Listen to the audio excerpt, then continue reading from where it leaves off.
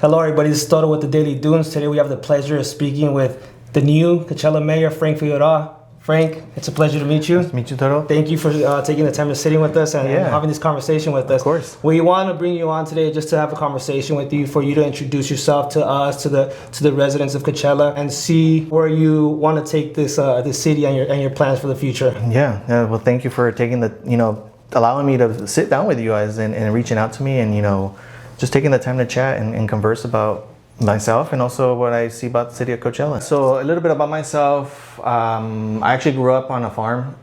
My parents were farm workers, so I grew up on Avenue 56 and Airport Boulevard up there on a farm for about 3 years. We lived in a mobile home. My whole family lived next to each other. Everyone had their own mobile home. And that farmer sold their farm and we had to move. And my parents bought a house in Coachella, right? And bought a house in Coachella, and I grew up in Coachella. My brother grew up in Coachella too with me, and we're a small family, but we're a large family that's really rooted in Coachella. We were in agriculture. My mom was a great foreman, and my dad was a machinery person. And growing up in Coachella is 20 plus years looking at it, right? As a child and as a young. As a teenager, Coachella's changed a lot, and I think that comes from the past council and the different work that people have advocated for here in Coachella. And for me, growing up in Coachella means a lot because it's about family, right? And I think that's a big value that we all have here in Coachella, and I think family stands for a lot of people because you show up for your family, and for me, my family is important, and I think a lot of people in Coachella, a lot of young folks like ourselves, they really embody that family value, and I think that's what Coachella is really known for, that rooted family value, but also how do we make sure that doesn't go away? And I think that's a big important piece, right? How do we look at that family value? And because it's been engraved in me forever, right? It's all about family here, so.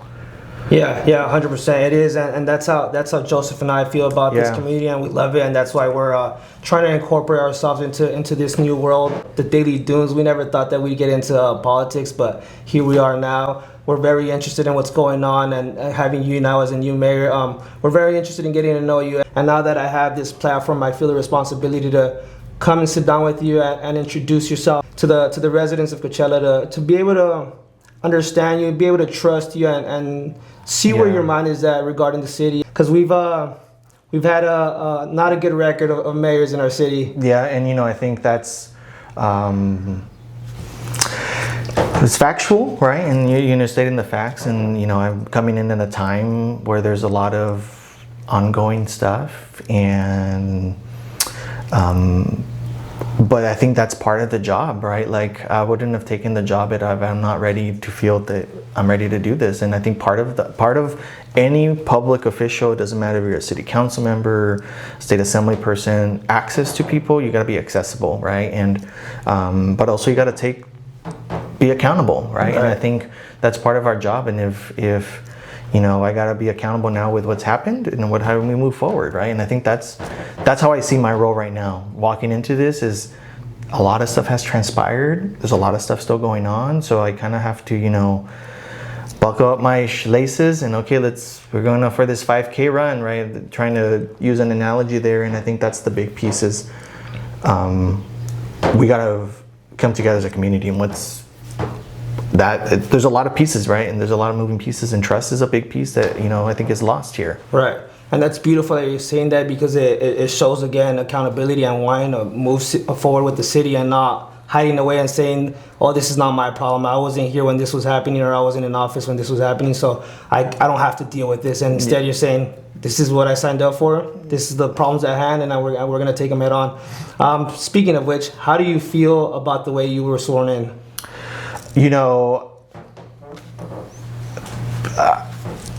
The meeting before, we came to a stalemate. That was like, okay, we'll see what's going to happen here. And if you watch that video, like, we get sworn in, and I was just going to continue going to the meeting. Like, you got to stop. You got to get sworn in. And, if you notice, I just went back to work. I'm like, I'm already doing this job. Let's just keep going. We got to get the meeting. For me, it's it's just a title at the end of the day, right? And I think it's how you take the job duties of it and focus on that, because you can say you're the mayor and do this, and I'm like, if you meet me in person, I'll just be like, I'm just Frank. I'm like, you can call me Frank, and I'm just, that's who I am, right? And I'm like, for me, it's a title, but it's not my title. It's the community's title. You know, it's the community's. You know, they can put you there, they can get rid of you, right? And that's how I view it. And I'm like, I just got to do the work that people put me here, and I got to listen to everybody. And that's what I've been doing the last 2.5 weeks, is listening to folks. How have the last 2.5 weeks been? A whirlwind, right? It's been, you know, and I think we're going to talk, you know, like, we're just going to say it up front, right? This data center thing that the council voted on, and we got to take accountability on it, right? And, you know, say what we did. And we did vote on that municipal electricity that did have a line in there about that project, right? And we got to be accountable to ourselves. We voted on it, and we just finished the community forum this week, and I was there and I heard people's comments, and you know, I'm taking my notes and I'm working on something, and I think what it is we got to keep ourselves accountable, right? We don't tell people, yeah, I know what I did and it's wrong, right? And you know, but where are we at now, right? And really looking at that, right? And that, and also coming off, you know, we're replacing a former mayor and getting up to speed of what do we need to do, what is the other projects, meeting with city manager, with the attorney, trying to get a city manager, a permanent city manager. So it's been a lot of busy, you know, trying to do a lot of stuff, right? And, you know, people think this is my full-time job, and I have a real full-time job aside from this, right? A job that I do 40 hours a week or more. And, you know, I do this as a public service, right? You know, and giving back to the community, right? And what I do is for the people. I have no interest in any benefit and no benefit from anything. I'm like, I'm here for the people, because if people don't get the best outcome, we don't make the best decision for the people. Yeah, I'm going to own that data center vote. Did I mess up? Yeah. Should we have done more stuff? Probably. But, you know, taking ownership is, I think, the first step, right? And just being honest. 100%. I stand with the people and their comments from Monday, and I think that's the important piece right now. And I heard them, and when I was sworn in, I told people, you know what, we're going to do a moratorium, and we'll look at it, or what are we going to need to do, right? Like, and I did say it. And there's one resident that has been keeping me accountable, and that's good that they keep me accountable, restating what I said, because you got to rehear it, because that's part of the process, is keep the person that said it accountable. Don't let it just slide under the rug. And for me, it's like, how do we get to that? How do we get to that solution that people are asking for?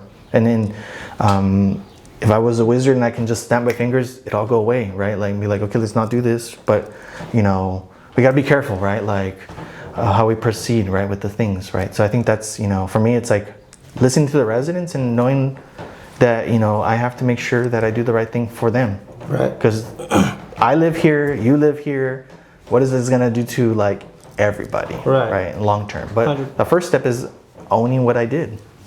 Right. So we're on the topic of data centers. Yeah. I just saw a video yesterday regarding Calipatria being one of the first cities to pass it. What do you plan on doing, or what are your next your steps moving forward to get to the moratorium? You know, I actually know one of the council members there. I think he's the mayor, the current mayor right now, right? And, you know, reaching out and seeing how they came across with that, right? Because I think we're seeing in our region in Southern California, and every day I get something sent to me about data centers from people, and you know, I'm reading in articles, and there's a University of Michigan article about the impact of it, and it's like, so if it's possible somewhere else, why is it not possible here? What is that going to look like, right? And I think, you know, that's what we really have to look at. And I'm the mayor, but there's 3 other council members, and I'm hoping soon we'll have that 5th council member, that 4th council member, to make that decision, right? And I think we as a council have to listen and see what people are saying, and people have to see what our actions are going to turn into, right? And I think that's a big thing about where we go next with this, right? Right. So you say that you do this for the people, Frank. Yeah. You really do this for the people. I can hear it in your voice. I can see it, and I believe it. What was the reason why you got into politics, besides doing it for the people? Or, you know, I got into politics. My dad growing up always had the Desert Sun. Okay. Back in the day when the paper was real paper, right? Not mobile, and got a physical paper, and it could deliver to our house at 6 a.m. I go to school, and I'm in elementary school carrying a newspaper, and kids were like, "Why do you have a newspaper?" And I'm like, "We need to be informed." So I would always have a newspaper growing up, and politics was always on there, and we talk about immigration, and it was really a conversation that me and my dad had. So it was, you know, talking about my dad and really focusing on it, because he, that's who I really, motivated me to be like, you know what, we got to do something, because me and him having a conversation, but why aren't we doing action, right? Like the decisions don't happen at your dinner table. The conversation starts there, but the actions happen at a dais. If it's a water district, if it's a community services district, it's something, right? It's how do you get involved? Because it's my dad that inspired me to really move on and say, you know what, I want to run for something, because it's people like him, people like my mom that are the community that Coachella is. It's farm working community, and it's people that want to raise their families, and those are the people that motivate me, because then I see the individuals and really looking at that. So it's people like my parents that motivated me, right? To say, you know what, I want to give back, because this is who our community is at the end of the day. So that's what's important. That's beautiful. To me. That's beautiful. So that's my why.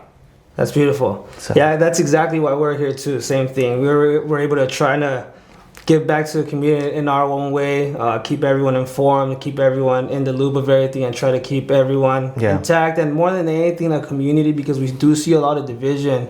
We see a lot of unfortunate division, whether it's even between the East Valley and that side of the valley, or even within ourselves. And it's very unfortunate. Yeah. Very, very unfortunate. Do you happen to have any plans to be able to stop that division here locally? I think growing up, I always heard it, right? The East and the West, and Palm Springs has all these things, and over here we're different. It's like, well, let's focus on us here in Coachella, and what does Coachella need? And I think if you focus on what is here in our squared miles, the 46,000 residents that live here in Coachella now, right?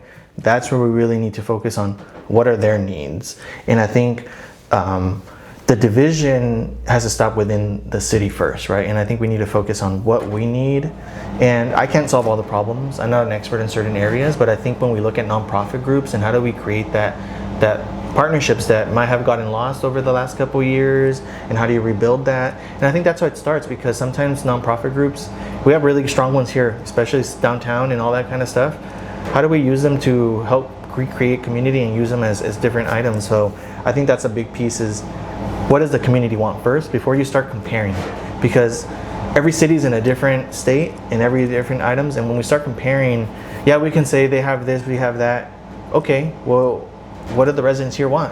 Let's focus on what they want. They're here. Right. We're not gonna ask the mayor of Indio, like, what do you think we should do in Coachella? No, the residents are gonna tell us what they want here. So, well, personally, I've been talking to a lot of these people through Daily Dunes and even in person. Big division that a lot of the people do tell me is that they see a division between us, the people, and you guys, the council members. And you're right. There is. I see the gap too, because people are like, there's a disconnect, and I see it. I'm not gonna not say that I don't see it. It's a disconnect, and it's also a trust issue. It almost feels like it's us versus you guys. Yeah, and that conversation about us versus them is a big. It's not just in like here; it's in workplaces, and you have to say, is it truly us versus them, or where's the disconnect? And I think part of that is connecting with the community, right? Not in a sterile space like a city council meeting. I think for me, it's connecting with people in the public. I mentioned to you earlier that I'm looking to host a coffee with the mayor, right? And I'm gonna host it. I'll be there. But I think things like that, where it's just sit down and chat with me, like get to know me as an individual. Take the title away, take who I am. It's just like me and you, and let's talk about like neighbors. Because I think when you take away that veil, it allows for people to say, okay, I can talk to them as a normal person. I'm just an individual like you are, right? I wasn't always an elected official or this. I was just a regular neighbor that would come to city council meetings and make comments also. So I've been in their shoes making comments about certain things before. So it's not like I haven't been there. It's how do we meet in the middle as individuals? And I think that's one big thing. So I think that'll be the best way of you going about it, giving the people access to you. I think when you close yourself off to the people and you're very secretive and you're not transparent with what's going on behind the scenes, and even if you're not hiding anything, the fact that not you specifically, that people go about it like that, they're going to question and be very, very suspicious of what's going on. And I think we're coming out of a cycle where what happened has happened, but we need to learn, right, as a community. And part of that is, okay, let me go sit at the coffee shops around town or a restaurant and just sit down and have a conversation with me, right? And I think the accessibility, we as elected officials shouldn't be just like, oh, I'm gonna sit here in my office or only go to an event and disappear. It's like, okay, let's sit. Like, I like to go to events and wait to the end. And I've been going to the senior center, and they're very vocal, right? And they converse with me, and that's a space that I go to their space, right? I don't make them come to me, right? And so you can host a neutral ground space, but how do you, like, I recently got invited by a soccer league to hear about their stuff. Go to them. Like, I think that's gonna help, like you're talking about that division that I also see. So it's like, but not telling people come to me, because when you tell people come to you, then why do they have to go to you? Why can't you come to us? So I think that's another big thing that I'm looking at is, how do I go to people? What are your goals and plans for the future of Coachella? I think one thing that we got to look at is, do we have it's a couple big projects that we have in the city. Actually, tomorrow, May 14th, we have the groundbreaking for the Sienna apartments down the street there, and they're going to be low-income housing.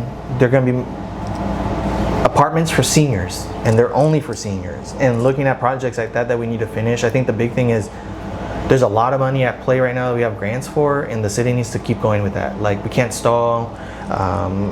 If grants that get awarded to the city have stipulations, and if we're not meeting our end of the bargain, then the grantor, usually the state, will be like, well, where are you with this? So it's like, we need to make sure we're doing progress. And I think for me, it's, what are those projects, right? Another big one is getting more people informed about the free solar panels in Coachella. We have through Coachella Prospera, we have a free solar panels, and I've been talking to the people doing that, and there's a little not so much trust about the panels, or what does it look like, and really getting informed for people, and like, what is that like? It's like, you literally get a free solar panel system that is free. There's no like bait and switch, right? Like, they usually come knock on your door and say, hey, you're gonna do this, and you get surprised with the bill. It's like, what is this looking like? Projects like that we need to focus right now, that are going to enrich the livelihood of people. Like, imagine getting free solar, and now your electricity bill in the summer is cut in half or something. So things like that are going to benefit people, that I really want to make sure we're bringing into light of, what are we doing, right? It's like, some people don't even know we have it, and how do we get more information on it? So you've been mentioning transparency. What ways do you feel the council will be more transparent to the residents of Coachella?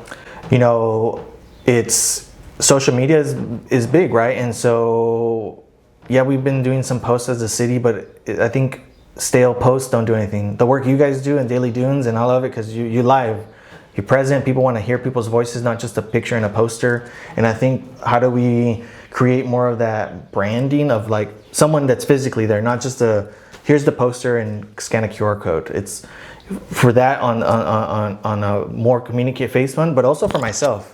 As I have a social media account that has been a little tired and hasn't really done much, but how do I come out to do just some videos and say, hey, this is what's going on, come and chat about this is on the agenda.